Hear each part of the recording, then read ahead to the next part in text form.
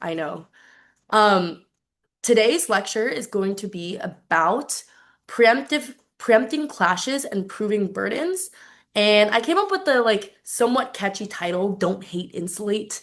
The thing on the left is like wall insulation. I think that's actually toxic for your health because my first year dorm had like a sign that said warning asbestos um, because the insulation was falling out. So I promise that today's lecture won't be a health hazard, hopefully, but you can let me know if it is. This is not okay. So, motions, like a good motion at any tournament, is supposed to create like a hypothetically balanced debate, right? Like all of these CAs will stress test their motions and make sure that there's the equal number of arguments for gov as there is for op. That's sort of the point of a good motion. And I think that's both good and also kind of bad. Um, I don't know if you guys want to just like say in the chat, like what do you guys think are like pros and cons or call out of like a balanced motion? I will cold call if people don't speak.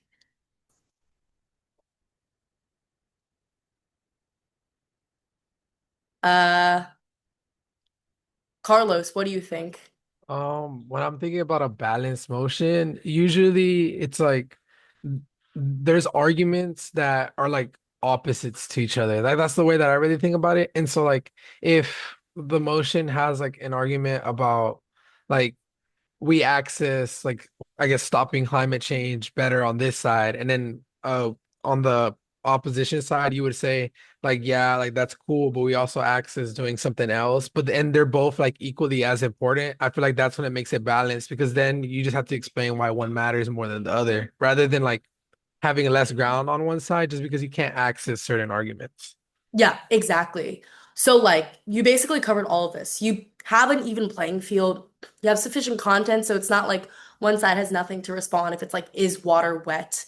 Or actually, no, that is debatable. More like, is chocolate sweet, right? And you can like respond to what they're saying. So obviously, I do support balanced motions. But it also comes with some drawbacks. And I think the main con is like sometimes you get this feeling that motions are like a little bit too even. And if you've seen a really balanced motion, it kind of reminds me of the like Thanos meme where he's like perfectly balanced as all things should be. It looks like a ping pong match where it's just like Gov says something and then Op responds and then they just go back and forth and back and forth and back and forth. And there's like no real conclusion to who's right and who's wrong. And theoretically, if you put two exactly equal debaters in a room, that's what would happen if a motion was perfectly balanced. Is like there would be no conclusion as to who wins and who loses because it's even.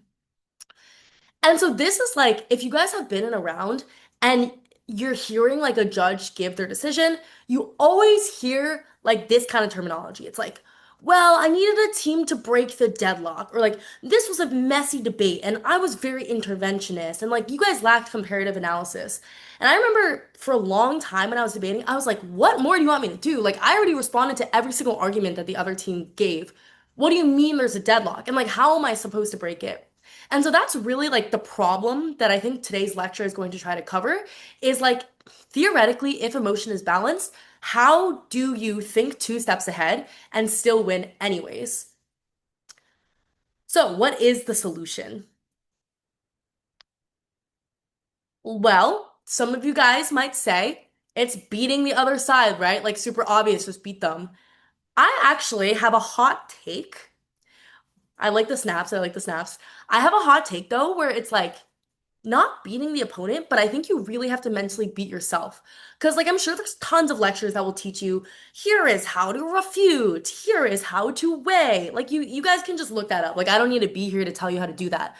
What I want to do today is give a lesson for how to be so hard on yourself that it actually helps you beat your opponent. Which sounds a little bit psycho, but like, let me explain. This is sort of what a typical debate looks like, right? It's like, I say something, you say something, and it's like the Spider-Man pointing meme. This is like my really bad Photoshop. But like, I think you should start pointing at yourself and thinking about how you can set yourself up to avoid this ping pong game that often happens in debate, particularly when you like pass the learning curve of like, oh, you're really bad, so you get like stomped on every time. And now you're in that place where you kind of feel like Every time you go into a round, it's a bit of a toss-up if you're with someone your level, or you just get stomped on by someone who's like really, really good. And if you've ever been in a round of debate where you like are facing one of the goats and it's like everything you say kind of like fails before they even respond, you're like, I just can't even beat their case. Like the case itself is that good. I think that's the goal of what you want to achieve. It's not a like, let's see who can respond to everything or let's see who can outweigh them in the last speech. It's really setting yourself up for success from the get-go. And that's what mean by like insulation, right? Like putting so much fluff around yourself that it's quite hard to defeat you, even if you don't have any time to respond. So this is like my little brain map of what a typical round looks like at the start. It's like I give an argument, the other side says you're wrong, and then I go, no, you're wrong. And then whoever gets the last word kind of just gets to be like, no, you're wrong, and we win, and then you're sad. The ideal way to do this is like, guys, just think about it. If you say, like, I don't know, what's like a really common debate argument? Like, oh, democracies are great.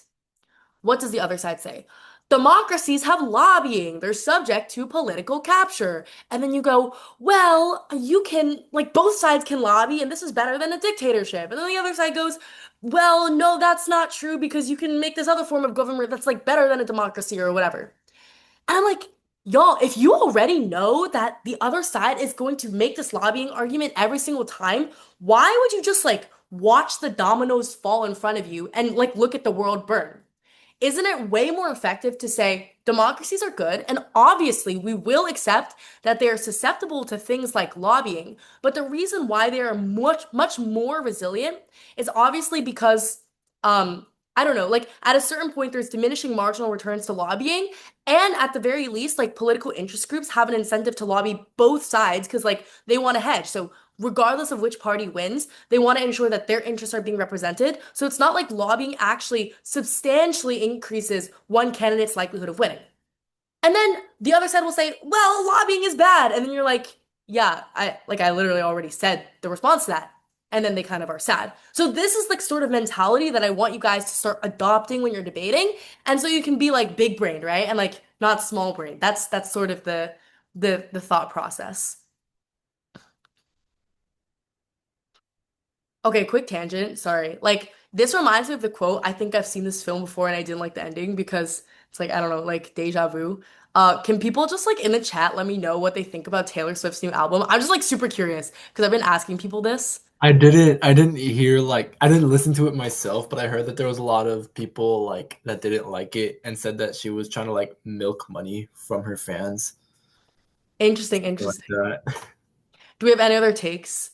Logan, do you have thoughts? No, not really. Valid. That's kind of how I feel. Wait, what do you think? What do you think? Like, what do you think, Helen? You Where do know you go? what? My honest opinion is I'm a little bit of a Fallen fan. My first ever concert was a Taylor Swift concert, but now when I look at her, I'm like, this is just capitalism. Like, I'm sorry, it's just capitalism. Uh, I'm realizing now that this lecture might be posted online. So like, I love Taylor Swift. Like, don't come for me. But yeah, yeah, that's my honest opinion. Also, like, you might be wondering, oh, this is like this links back to the lecture somehow. No, no. I was just like, this was just an intrusive thought that I had. But you know, moving on. Okay, I think there's two ways you can think about debating in light of this situation. The first way is the way on the right, which I think is a way that a lot of debaters try to debate, which is just like, let me machine gun my opponent and poke so many holes in their argument until they lose. And that's fine, but you have to realize like if debate is a scale, and you machine gun one side, it doesn't really matter if you can outweigh them if your side is just empty, right? Like it's thin air. And so I've seen a lot of people who are very effective at like taking the other side down and pointing out all these holes, but in reality, they haven't really proved their case. They haven't really created a path to victory.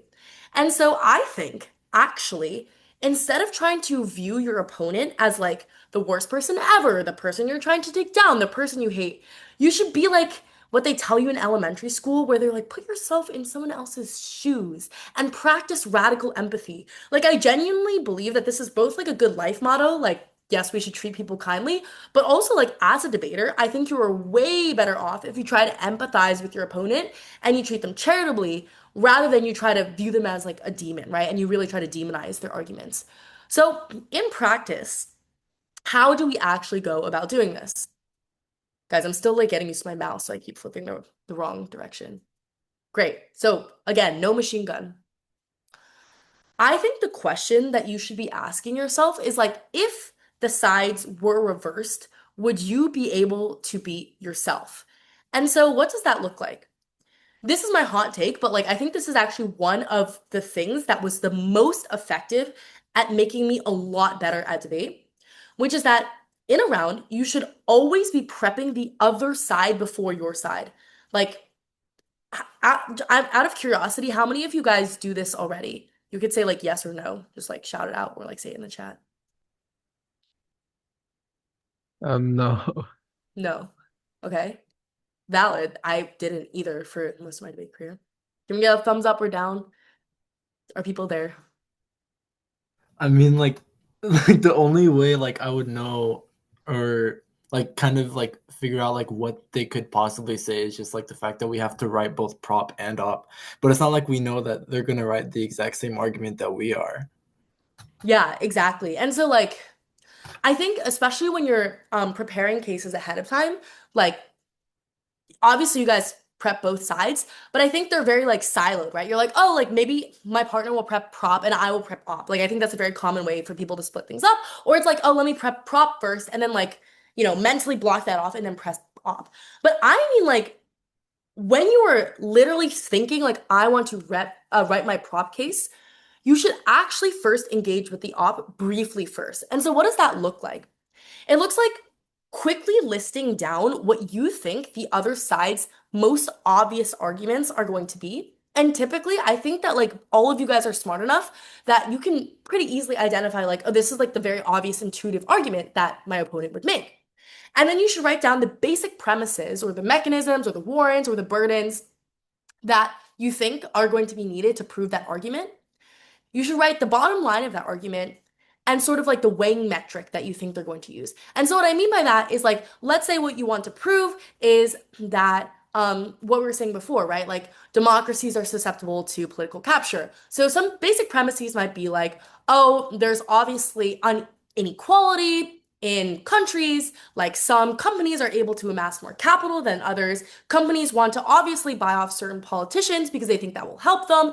And sort of the weighing metric there is like, oh, democracies aren't truly representative, and this is like really bad for the people who are least well off. And so like you're weighing on the least well off people. So that's like a basic like 5 second way that I might prep my opponent. And then the next thing you should do is figure out what their best case path to victory would look like. And what I mean by that is like, imagine that they are a god debater, like they are just the GOAT of all time. They prove everything they want to prove. What does the world look like then in that instance? It probably just looks like a world where all the politicians are cronies, they're all kind of corrupt, and like normal people go to the ballot box and they're like, I could just eat this piece of paper. Like it will make no difference in the political system. So that's their like absolute best case. That's what I mean by prepping the other side first. And you might be wondering like, okay, why is this a useful activity? When you're debating, I think a lot of debaters talk as though they're debating a wall. Like you're just debating a slab of stone. But that's not true. Like you are debating another human being who's about to make arguments in like 7 to 8 minutes right after you speak. And so if you're not thinking about what the other side is going to say, like you might as well just, I don't know, do like impromptu because you're clearly not trying to engage in a two-person or like a two-team debate format. And so by prepping the other side, you mentally prepare yourself for what kind of like troops or ammunition or strategy you want to have. It would be the equivalent of like if you're fighting a battle, like obviously you want to think about like, oh, what kind of troops does my opponent have? Like what does their base look like? What kind of weapons do they have? So you can outmaneuver them. And so that's why I never really understood why the debate meta is just to prep your side and then maybe think about the other side afterwards. Like clearly, you want to have an eagle eyes view of what you think the world is going to look like before you even do anything at all. Because the more information you know, I think the better prepared you can be. Um, so I think we should practice this a little bit. I have three options that I just came up with by reading the newspaper today. Um, and you guys can choose, like in the chat. The first one is about interest-based tracking apps, because I'm like kind of into Belly and Goodreads right now. The second one is the protein craze. Like, I just stole some David bars from my office, if you guys know what those are. And like, I'm suspicious of how you can pack like 25 grams of protein in 150 calories. So that's the second motion. And the third motion is about like the recent student uprisings in Nepal, or like called the Gen Z like uprisings. Um, you guys can take a vote. Just say in the chat, like one, two, three. I will be democratic. Protein craze. Why did I like feel like this was gonna happen? Oh my God, this is gonna be curse workshop. Okay. Yeah, just like for me, I wasn't even questioning it, but now that you point out that it's kind of like absurd how like they fit these amount of calories and then fit this much protein, it's like I never like questioned it, but now I am. Okay, Once so I let's go saw with protein mixed Cheerios, I was like, all right, so it's yeah, up. there's like the magic spoon like cereal that's like protein cereal. I'm like, guys, like I thought like unhealthy food was just supposed to be unhealthy. Like, come on, what are we doing here? What are we doing here? Anyways, So, that's a different tangent. But let's do the protein craze one. So just for the info slide, it's like the protein craze is the increased focus on consuming high amounts of protein in recent years. Think about all like the fitness influencers you see online and like what Andrew Huberman is that what like a lot of podcasters are very into this too. And they basically promote high protein diets, like workout routines and protein rich foods. And like very oftentimes they're like, oh, you need to hit your protein goals, which is like X% of your like body mass, blah, blah, blah, blah, blah. So I think you guys get the gist of it. So this is gonna be our motion. So believe it or not, we are going to prep uh the other side first, as if I didn't hammer that point in enough. So we'll prep op. I want people to just like throw out what do you guys think like so obviously op is going to be defending saying that the rise of the protein craze is good. So just throw out some things like Jomi, what do you think? protein is necessary for a well-balanced diet. Yep. And what do you think is the like bottom line of this? Like what is the best case? Uh, This? people getting better diets means that they're healthier, which means you have a healthier society. Yeah. Yay. Perfect. And so you probably like prove something like people don't know how much protein they need to eat. Yeah, people are getting significantly less protein than they already are in the than they really are in the status quo. Exactly. Uh, Yeah, it's cool. Yeah, and it also like you were saying, like the unhealthy foods, like they're supposed to be unhealthy, but like these are alternatives to those foods. Mm, Like some yeah, people that might not want to switch from those foods, like they'd rather eat like a cinnamon roll that has 20 grams of protein, yeah. right? Rather than like yeah, one that yeah. has none. No, that's good. So it creates demand for like healthy foods, Which which increases accessibility, which is good because now protein is more accessible than it was yeah. previously. It's I tough. mean, something that I'm also thinking about is the fact that it's like since a lot of these influencers are like telling these people to track their protein, this could also lead to them developing habits of tracking other important things. Mm. Mm. Like tracking nutrition is good. So like basically people sort of like understand themselves and their body better and Better. like maybe something about fitness too. And the bottom line is like it's kind of similar. Like people are healthier. Cool. Anything else we're missing? I think this is like all very good. Uh, maybe increase access to. Oh no, we already said that. Yeah. No, no, Yeah. no. I agree. Yeah, we can add that. Yeah, great. So like in about a minute, we kind of get the gist of the op. Like the ideal op basically just gets to access this world where everyone is like a hunky gym bro and like knows how much protein they want to eat. And instead of eating like dark, I don't know, like a Haagen-Dazs bar, they go eat their Halo Top. Like that's the ideal world, right? And like this Halo Top is like pretty affordable. It's not super expensive. So we get that. Now let's think about like, okay, given that this is the ideal op world, we're not even gonna try to refute like, oh, like maybe this is not what happens. We're gonna accept that like we have this somehow perfect op. The next question is then what do we do now that we have this information? Well, obviously, we want to prep our side in light of these arguments. And I think there's like two paths. They're not necessarily mutually exclusive, so you can do both, but two ways you can take that. First is engaging on the same grounds. So either you want to wash out their arguments or you provide a stronger mechanism to prove the same impact. In this instance, like option one looks like as like prop, we are going to be running arguments that also prove that you're healthier, but without the protein craze. And that type of argument, like the worst case scenario is like maybe the judge isn't sure which side gets healthier. And obviously, the best case scenario is like you get all the health benefits that they've already weighed out for you. So that's sort of one strategy. The second strategy is to change the terms of the debate, which is to say, like, you basically accept that the other side is going for health and you preemptively create a world where health is just not the most important thing that you need to think about. Like there's just tons of other things that are much more important and you just give reasons at the very top and like load them with reasons that even in their best case, like we have tons of other harms that we want to go for that are more important than health.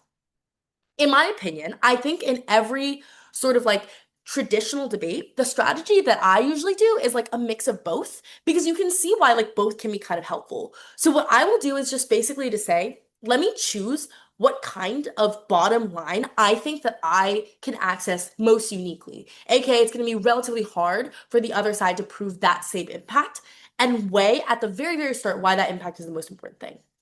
Then my second argument will be kind of like an even if. Like even if you do not believe this is the most important thing, I'm also going to prove the thing that they talk about and why we get it better on our side of the house. And the way that you do this is by world building and framing. And I know you guys like hear like framing is important, framing is good. Like I think people always say that, but like they don't explain what framing is because I think a lot of the times it's just like I guess I should have this thing like let me just come up with three sentences of like what I think is good framing. Like I see this all the time even from the best debaters. No. I think framing is at its core world building. It's kind of like, you know, in a movie script where they have like the little blurb that's like the setting before like the dialogue that the characters go into. And it's like, you are standing on a wooden plank. You are wearing a blindfold. Like that, I think, is actually what framing is, rather than just like five sentences that you might just say like vaguely. And the reason why I think this is really important is like world building goes crazy. And you guys, I say as like a general word, like people do not appreciate that enough. Because and like the society, right? Like obviously I have a certain view of the United States and the world that I live in. And I'm sure that Jomi and John and Diego and Carlos and like Chris and Raquel and Logan uh, all have like a very like either a very different or a slightly different view of that world and that country. And like that obviously changes the issues that we care about. And that obviously changes what we decide to do with our lives. And so the extent to which you build that world for the judge, they start caring about the things that Helen cares about more than the things that Diego cares about, for instance. And that is a crazy powerful tool. And I think at its core, that is what debate is. Because, like, all else equal, I don't know how I'm supposed to differentiate between my life and someone else's life and the decisions they make. And so, obviously, it's about creating the world that they live in that influences them. And I think, like, an easy example is like, this is not lying, right? I'm not saying, like, I think a lot of the times people say lie in framing. You can lie. No, you don't need to lie. It's just the equivalent of like Zoom school, listening to this lecture right now. Like, I could build a world where it's 7:30, two-time world semifinalist Helen gets into her apartment despite being locked out and gives a lecture. Awesome. And I could also build a world where it's like, come on, guys, like we're literally being forced to listen to this girl yap for 45 for an hour and like you could be doing anything better with your time. And it really just depends like what kind of world you live in, what you care about, what priorities you have, what kind of person Helen is, what kind of lectures she's giving. And all of those things are like rhetorical tools that you yourself, like all of you guys have the power to do. And so don't lie, right? It's literally just about building the version of the world that you want to see. So, how are we going to do this? Now that I've given my little spiel, I'm going to copy this slide over and we are going to do the gov. So, first of all, I want people to briefly throw out like, okay, what do you guys think is like sort of the obvious gut arguments? Like, why might the protein craze be bad? Like, I'm looking for very quick things. Takes away focus from other more important nutrients that you need. Like, oh, that means you don't care about carbs anymore. Now you have no energy. Yeah, no, that's a huge thing. Like, because the way that this looks like is oftentimes you're like, oh, you need to eat X number of calories. Um, Yeah, and then you need like X grams of proteins for those calories. And then in order to like meet those goals, you just like sacrifice other nutrients and you just like build really unhealthy like you try to habits. get like high protein, low carb diets. Then next thing you know, no one has energy to do anything, and then like you start dying. Yeah. Yeah. Something Also that I like was ED. thinking. I think tracking nutrients can it's not always the best for everybody. Like it can be really unhealthy because then you're gonna be like you're not even eating food like to survive, you're eating it to like track every single little thing inside of whatever you're gonna eat. Yeah, Yeah, exactly. So yeah. maybe one bottom line is like physically unhealthy, and the other bottom line is like Meant. Mentally mentally unhealthy. unstable. Great. Yeah, this is really, Well, really good. oh, Um, something that I was thinking about was just the fact that it's like in the past, like protein craze wasn't like something big, but still like a lot of bodybuilders were still like ripped, you know. So they didn't have to do it in the past, but they were still, um very muscular or very fit without having to do this stuff. Also, it, this probably just this also probably incentivizes you to get your protein from bad sources of protein instead of like whole foods, which yeah. So like Gov World, you're getting it from like, like a whole steak, which is probably the best source of protein you can get instead of getting it from like a random highly processed box of Cheerios. yeah, no, exactly. This is really, really good. Anyone else? Like Raquel, Logan, Christopher, do you guys have any thoughts?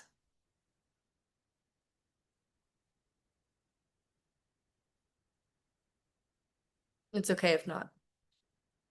No, but yeah, I completely agree with what all of you guys were saying. And so now that we have the pieces on the table, we have to like situate them. So let's think about it. Op wants to live in a world where people need protein, hence, protein craze allows them to learn and get the protein they need. So, what kind of world do we want to live in then? Like, what is the world we are trying to build?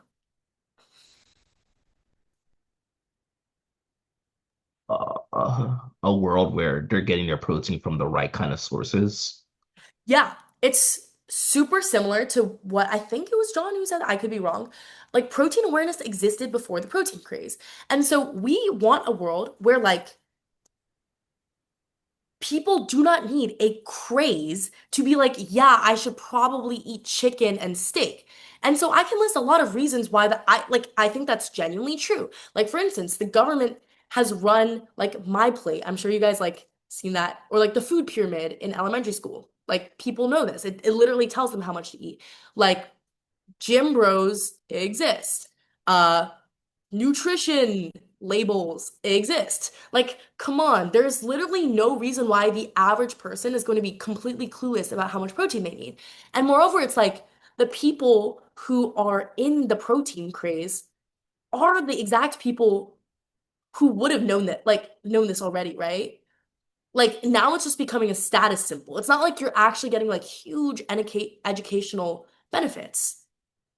So this is sort of what I mean by framing. You're just going to front load with like tons of information about this is the world we live in. And you guys can see like even without giving arguments, doesn't op already perceptually seem a lot weaker? Like already on face, it's like, guys, why do we need the protein craze? Because we don't live in a world where that kind of thing is necessary. So that is what I mean by very powerful framing. And you can only come up with that framing if you know what op is gonna run, right? Like I don't think I could have just pulled this out of my butt. Sorry, gonna censor myself. But like, yeah, I couldn't just pull this out of the middle of nowhere. Next, you can see that the arguments that we've made actually align quite well with this like option one, option two.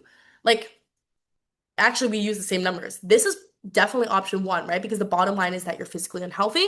And then this is option two, where it's like you're veering the debate. Because like instead of saying that the debate is about physical health and physical swollenness, it's about mental health. And so I would probably say that we would want to put this one first.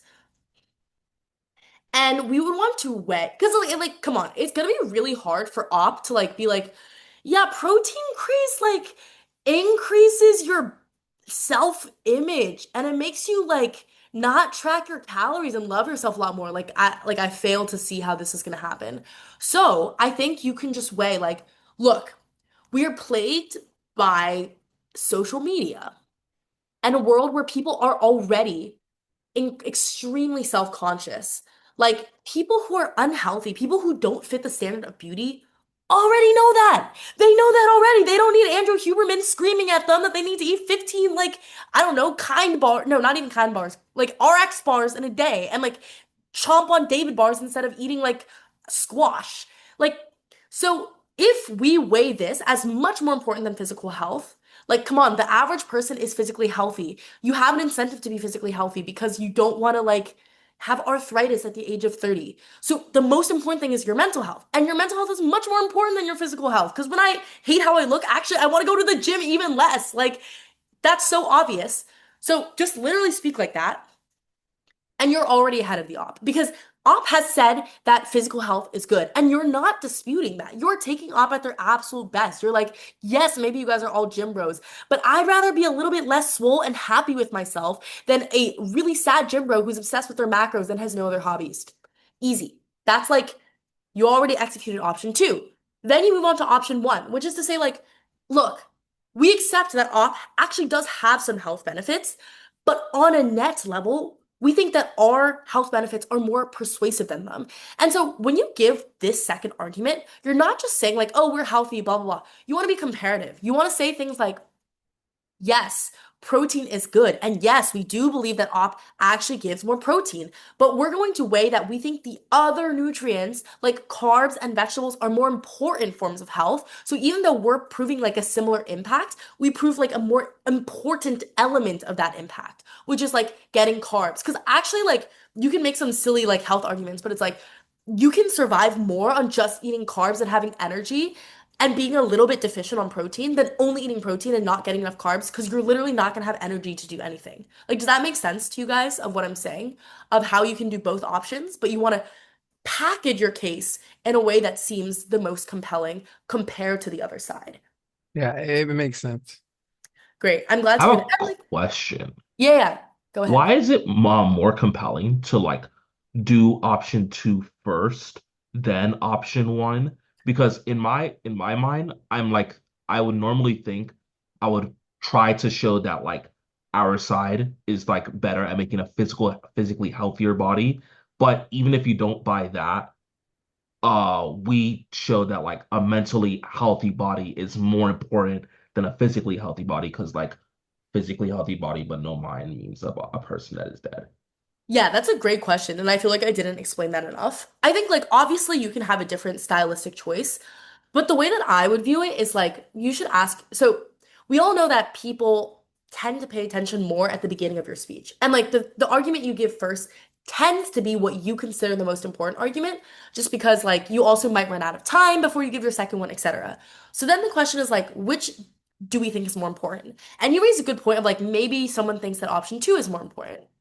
But the question I would ask is which argument do you think you have a better shot of winning over the other team on? And I think this is why it's very important to prep the other side. Because if I didn't prep op, I definitely would have run option two first. But after I prep op, I'm like in this game of ping pong, there's a pretty decent chance that like on physical health, Op actually might beat me. Like, even if I say all of these things, like, I think Op could beat me. So, if I give the mental health argument first and I give tons of reasons why mental health is the most important thing, then in fact, even if the physical thing seems more obvious, I think this is actually the much more strategic argument. Does that make sense? No, most definitely. And I think this is why, like, people are like, you know, don't run the most obvious argument. I don't think that's necessarily true, but I just think you should think deeply about how your arguments might interact with the other side's arguments and choose based on that rather than like, oh, what is stronger in a vacuum, if that makes sense.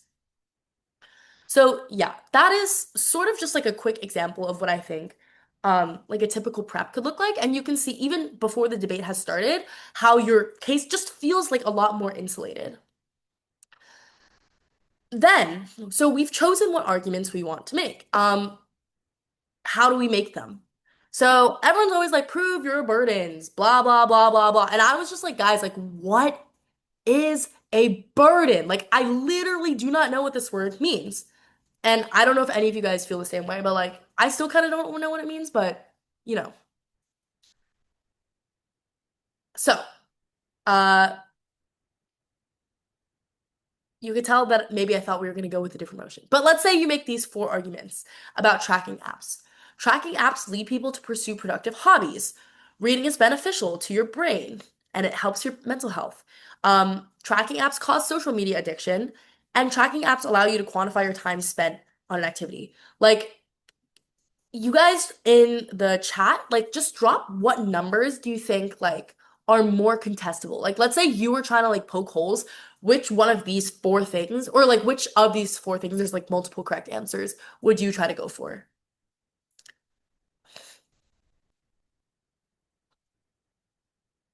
Like let's say you're speaking second and you're like, I'm gonna show these guys what's up.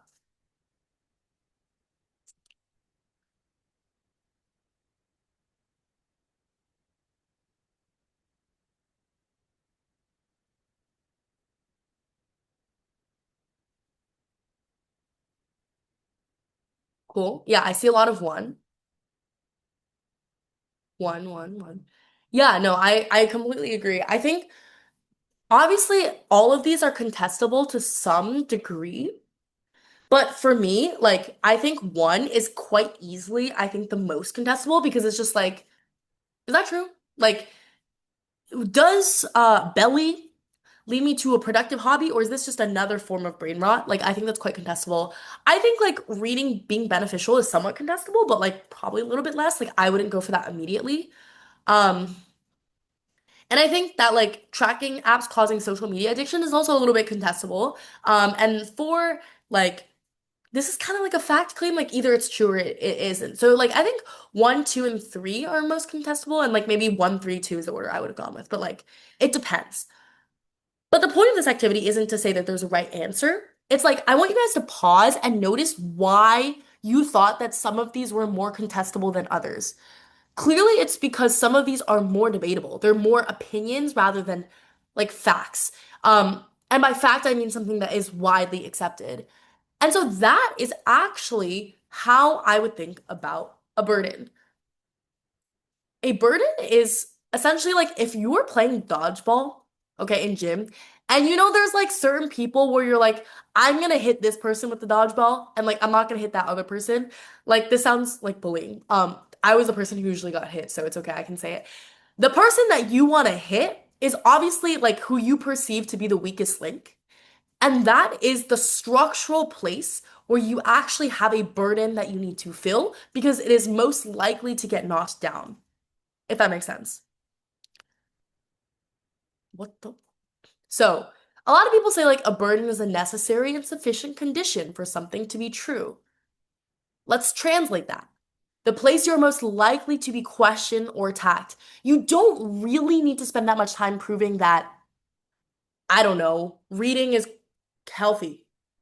I think, yeah, it's probably healthy. You don't need to really prove that much time that like freedom is great, right? Or like money is like good to a certain, like poverty is bad, for instance, is like very obvious. But a lot of people might spend like 3 minutes being like, guys, like poverty is plaguing our country. We need to solve it. Like, yeah, like we get it. That's not really like a burden of proof. Instead, your burdens, counterintuitively to how you might prep, is the hardest thing to prove. It is the weakest link. And the person picked last for your dodgeball team, aka me, I was always the last one to be picked. It's okay, I'm getting swole now by protein maxing. Um, yes, thank you, thank you. But like it is like those weakest links are actually the burdens that you need to spend time fulfilling. And so how do you do this? So sorry, you often hear these words like thrown around like be comparative, prove a tipping point, have solvency, have characterization, be proportional, prove plausibility, like fine. I respect these, but they're just buzzwords. Like, they're just debaters creating more jargon for themselves so that they can seem smart. But in reality, if you think about where all of these words originated, they originated from the most common like weaknesses, like the people who got chose last on the team, the places that the dodgeball hits, right? It's like most often, if someone is going to attack your argument, they're going to attack it because they think that like having an app isn't proportional to having a social media addiction. They're going to attack it because you didn't prove that not having an app solves a social media addiction, or you didn't prove because you didn't be comparative. You didn't prove that like not having belly doesn't mean I wouldn't just go to Instagram Reels instead and scroll for 45 minutes, right? Like these words were just the most common mistakes that people made, and then people just gave them fancy names. So that's why like these words are often used when you're talking about burdens, not because they're like particularly special debate things, but just because if you were going to like be your own worst critic, this is where you would personally critique yourself. So that brings me to lesson three. You want to be able to play good cop and bad cop. And, you can do this by yourself. You could like change identities all the time. You could like, prep your case and then criticize your own case. But I think sometimes a way that this works really well if you have a consistent partner is you actually can designate one person as the good cop and one person as the bad cop, where one person is generating the ideas and the other person just like flames them. Like literally just like go hard and be like, this is dumb. You ever thought of this? No, this argument doesn't make sense. Like I would say this in response. And you can guess like in my partnership which one I was. Definitely the bad cop. Sorry, that's a more fun role. But like a lot of the times the first speaker might be the good cop and the second speaker might be the bad cop just because I think it helps you be able to check your own biases. And this actually is a great burden fulfilling exercise. And we don't have time today, but I recommend that like all of you guys try to actually do this in a longer time frame where one person preps, or maybe you prep yourself, and then you go and critique like, I think this is weaker. I think you didn't prove this or you didn't prove that. So great. Thank you for the reminder, Pass Helen. Let's go back to our arguments, and I want us to play bad cop right now. We're like, this is our gov. Let's just go with like this toxic mindset, bad self-image. Now we're in the mindset of op. You can see how we keep flip-flopping back and forth, right? What would you guys say? Let's say I was like, guys, the protein craze makes people feel bad about themselves. Like they're like, I'm not getting my macros. That's terrible. What are the responses here?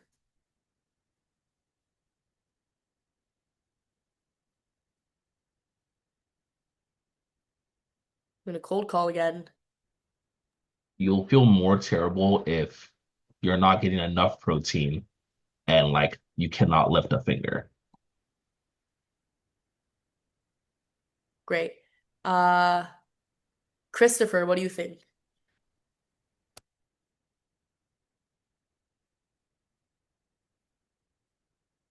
Sad.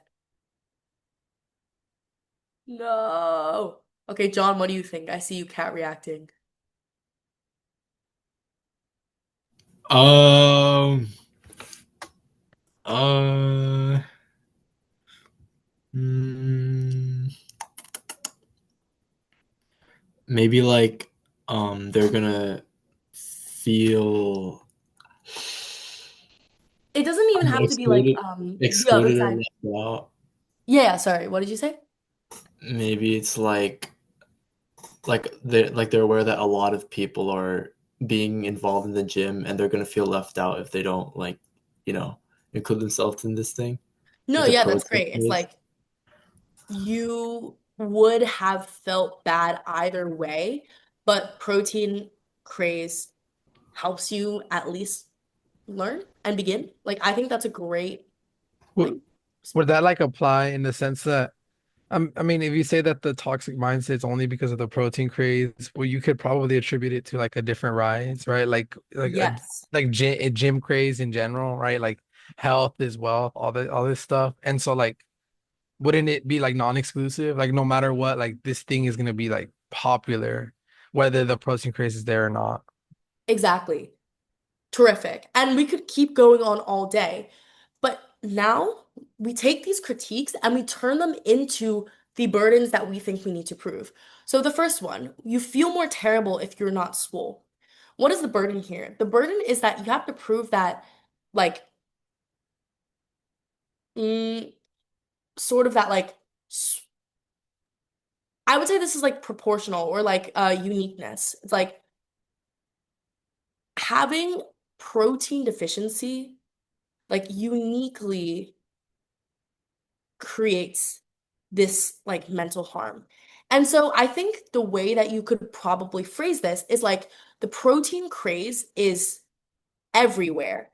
It's not just, and it's like the most important thing. It's like you, like your diet, like what you do every single day, and you have a constant reminder of it. So it's not like, a model that you see on your screen where everyone knows this is unattainable. The whole rhetoric of the protein craze is like everyone should do this. This is for the common man. This is for the everyday person. So maybe that's one burden, and that's how you prove that burden. The second one is I think obviously like you have to like if you would have felt bad either way, but protein craze helps you at least learn. I would say like this burden is something kind of like solvency. Like you need to prove that protein craze like uniquely like like I don't know creates this problem, right? So like you have to explain why do you think that um you would have been able to begin your gym journey anyway. So you might just say, like, people typically have tons of resources when it comes to like workout plans or a healthy diet. But this really like shoves it in your face. And this also like promotes a lot of unhealthy things. And obviously, like, fads tend to rise to the top. So it's like the guy with the crazy physique who is going to be the one protein like promoting this, especially because it's a craze. It's not going to be that like, healthy person who also has a job and also goes to school who's promoting this. So it's going to be like crazy gym bro. And toxic mindset comes from a lot of other things. Like if we look at some of our buzzwords, this could be sort of like it could be our likelihood, it could be being comparative. I think probably comparative is like the best way to put it. It's like, yes, other sources exist, but this is exclusive because X, Y, and Z. And my brain's not working fast enough. But you can see how, like, the natural critiques that people have give rise to the burdens that you are supposed to prove. And then you can order those burdens in a way that, like, is a coherent speech. So you might go, like, first of all, the way that this likely happens is that the loudest, most extreme people are the one who are promoting the protein craze.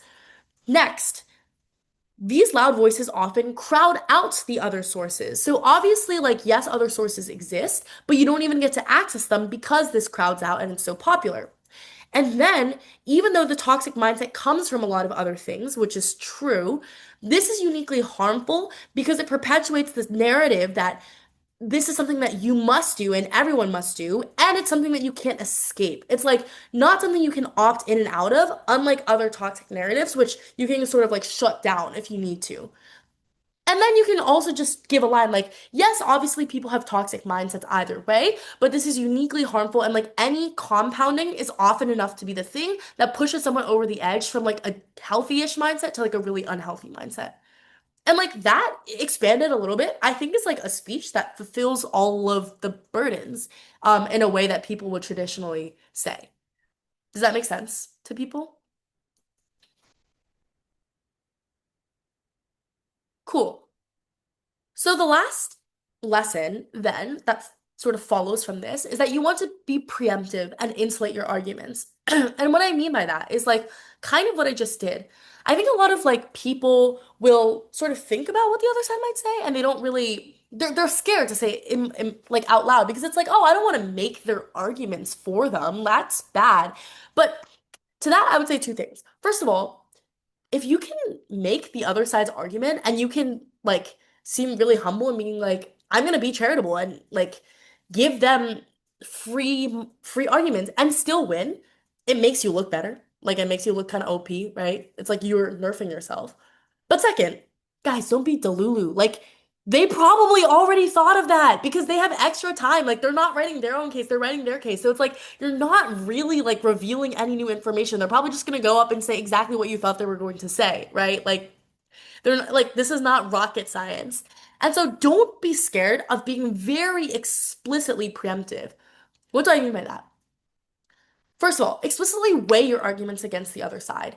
If you know the sort of bottom line that they're going for, at the top, if the debate is about you get more like money or you lose safety, or it's about like we promote discourse or like this discourse creates misinformation, very common, or it's like we give people freedom of speech versus like no, we should protect people's right to not have like hate speech.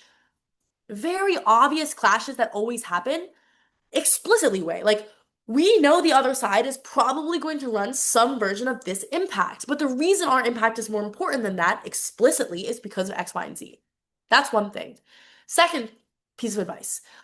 This I think is an advice that maybe I haven't heard people give before, so maybe this will help. Is like give debate math. What do I mean by that? If you have a gist of like what the other side is able to access in their best case, debate is a very fluffy thing. Like it's a humanities subject. We're not in the IMO. We're not winning math Olympiad medals. We're not in the science fair. So the extent to which you can turn it into something quantifiable is very helpful. And I've been in rounds where the judge will literally say like, "Oh, this one-liner that you gave, that's fake debate math, is the reason I voted for you." Because otherwise, it's really hard in my mind to piece together like who's better and who's worse if it's just like freedom, protections. So try to give like fake numbers. What I mean by that is like I will just say things like, look, if five people experience self-realization, or if five people are marginally like, or sorry, if five people are like a lot healthier in their habits, and one person maybe is like a little bit more like, oh, I don't like the fact that I'm not protein maxing. That's fine because the uniqueness on having a toxic mindset is pretty marginal in this day and age, right? So that's debate math. You can also do the inverse. Like, guys, if one person experiences worse mental health and that effect snowballs onto the other people around them because mental health is something that is diffuse, it spreads. That's actually the worst outcome because someone at like five people being marginally healthier or unhealthier only affects them. And like, yeah, realistically, that person's probably gonna live to 85 or 87. Who cares? Like, I would rather have 3 good years of my life to one bad year where I'm a little bit healthier, right? And so you can see how immediately just by using like sort of false analogies and fake numbers, no, they're not fake, but like just invented numbers, it's a lot clearer what it is you're trying to get at. So that's my other advice about being explicit. The last thing that I'll say is to give meta responses. And I call this like also like sounding a little bit crazy and being delusional because you're like inventing like hallucinating responses before they happen. But actually, I've seen some of the best debaters of our time be like this. They're like, I know the other team is going to say this, so I'm going to say this in my speech instead. And what this often sounds like is being like, in response to our claim, they will say that this is not unique because toxic mindsets exist on both sides of the house. But this kind of argument doesn't work because blah, blah, blah, blah, blah. Throwing these kinds of lines into your speech Riz, aura, like actual aura farming, like it works really well because the other side often doesn't have enough time to react. Like you either give the same response and you just look stupid, or you have to come up with a new response. So yeah, it's aura maxing. It's not revealing what the other side is going to say. And I think oftentimes this is actually very helpful to a judge because you might say the same thing without the in response to our claim, they will say blah, blah, blah, but this doesn't work because, but if you don't say that, the judge doesn't really apply what you said to the argument the other side is going to make, if that makes sense. So like now, if you don't have time to respond to the claim, you've kind of already shown to the judge that your entire case is functionally a response. Does that make sense to people? Cool. And I think like a lot of the times what takes a pretty good debater to like a really great debater isn't even like the content that they're coming up with. It's literally just how they're packaging that content, whether it's explicitly weighing, using some debate math, using some meta responses. Like you will be surprised at how effective these kind of things are. And actually, one thing that I like to do is it's hard to build a new habit. Like when I debate, I just go in autopilot, I just like speak words. So I will like write down like, okay, in this tournament or in this round or in this speech, I want to just incorporate like one of these things. Like I want to just have like one debate math one liner. Like I just want to have one meta response or one explicit weighing. And I'll like write that goal on a sticky note and like put it on my computer or like put it on my folder or my paper and just make sure I do that like one or two things. And especially when it's like just verbal one-liners that you need to put into your speech, very, very helpful. Like I find that it's a lot easier to incorporate it if I literally write like this sentence out word for word and I just read it um in the round. And the goal, I know I just said radical empathy and be nice, and I completely agree with that. But the goal is like if you do all these things, your opponent will kind of feel like they're like drowning in quicksand before they even get to speak. It's like, oh my God, like I don't even know what I'm gonna say because it's like everything that I've said has been preempted. That's what insulation does, right? That's what preemption does. And I've certainly been in rounds where I feel like that. I'm like, y'all, I feel like I'm just throwing more wood into the fire every time I speak because like nothing I'm saying is sticking. And the more you practice, the more I think you guys are going to be able to accomplish that as well. So, in conclusion, 4 takeaways, quite simple. 1, be empathetic. Put yourself in the other person's shoes.